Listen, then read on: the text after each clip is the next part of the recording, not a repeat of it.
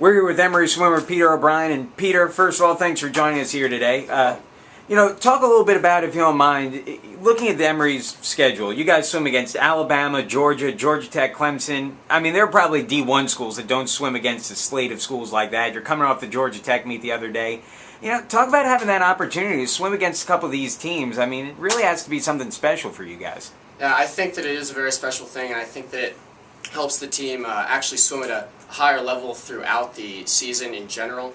There aren't a lot of Division III teams that get to do this, and swimming teams like Alabama and, like you said, Tech, Georgia, we go into with the mindset that I would say most people would say that they are better teams. The probability that we're going to win is not very high, but we go in and we get after it and try to win as many races as we can. And I also think that swimming teams that perform at such a high level like that helps us also perform at that high level as well. Yeah, it gets a little bit more than about the wins or losses or the score at the end of the day. You guys Right. get some pretty solid experience out of that. Exactly. Yep. Now, so a little bit more personal about you here. From your first year, your freshman year, you had a very strong year, a couple All-America honorable mentions, but you really made a strong jump heading into nationals your sophomore year. Again, one of the top 200 breaststrokers in the nation, 200 IM, same deal. Talk a bit about that jump you made, a pretty big jump from freshman to sophomore year, and what you did and where you're looking to take it going forward. Yeah, I think that the experience of freshman year, the fact that I was able to go to nationals, I got in a full season, was able to see what the full season looked like and felt like. And I took some time off over the summer. When I came back sophomore year, that experience, having that under my belt, it allowed me to, I learned a few things from it. And I think the main thing actually is that when I came back, I was very excited to return to the team. The guys that are now juniors and seniors ahead of me, a great group of guys, as well as the women's team. Plus we had freshmen coming in. It was just an exciting environment, and especially freshman year, the first semester, I was very excited to get back and get in the water and go fast. Now, looking forward again to the national championships here. 200 breaststroke is one of your strongest events, one of the tops in the nation in that. You hold the school record. You're right above 2 minutes. I can imagine one of your goals going forward is going to be to get past that 2-minute mark there. It is. Yes. And that's something you're working on here. I mean, obviously you want to do well in the event, but I imagine you're going to have your eye on the time as well there. Exactly. I would say that when it gets down to nationals, given my placement, the most important thing will be the place. But I don't think that the place will come without the time, and so in order to get the top finish, I'll need to definitely be under 2 minutes, I believe. Yeah. Now, you are a breaststroke specialist for the most part.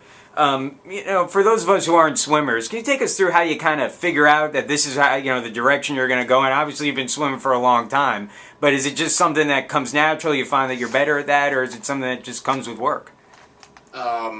I think that the first indication is that you start excelling in those events over other events. If I understand the question right, is when do you find out that you're good at one stroke over another, a certain event over another? First it's just I'm placing better in these events, and it's also more fun when you're winning events. And so when you get in practice and you're swimming, for me, breaststroke, I make sure that every time I'm swimming breaststroke, I'm doing it perfectly and swimming the set as well as I can. And kind of at what point during your development was this something, I guess in high school you probably figured out, or even before then, that that's the direction you were kind of headed in, right? Right. I mean, breaststroke was not always my best stroke. When I was 12, it became my best stroke. Before that, it was freestyle and butterfly. And along with the breaststroke, IM developed, and breaststroke is, since I was 12, I've been a breaststroker. Now, as much as you've excelled in the pool, you've also excelled outside the pool, in the classroom. You have an extremely high GPA. Here at Emory, obviously, it's a two-sided issue there, because you want to be good in the pool, but you also have to keep up the academics. And you've done that. Talk a bit about that success you've had as well, and the kind of the time management that has to go into that. Right. That has not been easy. That's something that I really developed those skills sophomore year. And it's something that management between how much time I'm going to spend on schoolwork, and obviously the time spent swimming is fixed, and how much time am I going to have fun with friends. It really becomes a management between the academics and social life. One of the main things that I think helps me out is that when I'm in the pool and I'm swimming, everything is devoted to swimming. But when I'm outside of the pool, I rarely think about swimming. It's all my focus is directed towards my academics or extracurriculars. Okay, and finally, Peter, we're getting to that point of the season. You guys have one dual meet left, a little bit more than 2 weeks away from UAAs, a little bit less than 2 months away from the NCAAs. Are you guys starting to kind of focus on getting towards that championship portion of your season now as a team? Right. It's barreling down pretty fast, and UAAs is in something like a week and a half or 2 weeks, I think, maybe a little more.